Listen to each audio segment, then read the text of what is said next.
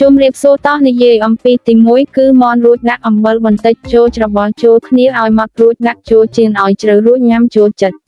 ជុំរៀបសួរតោះនិយាយអំពីទី1គឺមន់រួចដាក់អំបិលបន្តិចចូលច្របល់ចូលគ្នាឲ្យម៉ត់រួចដាក់ចូលចៀនឲ្យជ្រៅរួចញ៉ាំចូលចិត្ត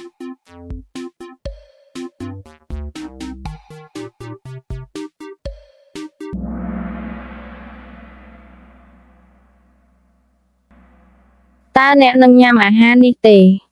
តើអ្នកនឹងញ៉ាំអាហារនេះទេ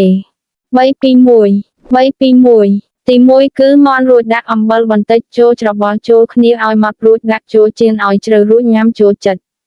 ទី1គឺមន់រួចដាក់អំបិលបន្តិចចូលច្របល់ចូលគ្នាឲ្យម៉ត់រួចដាក់ចូលចៀនឲ្យជ្រៅរួចញ៉ាំចូលចិត្ត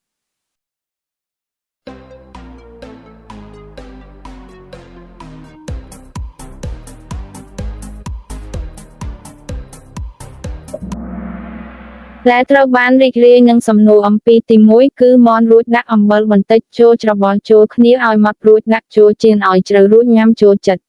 ដែលត្រូវបានរីករាយនឹងសំណួរអំពីទី1គឺមន់រួចដាក់អំបិលបន្តិចចូលច្របល់ចូលគ្នាឲ្យម៉ត់រួចដាក់ចូលចៀនឲ្យជ្រៅរួចញ៉ាំចូលចិត្ត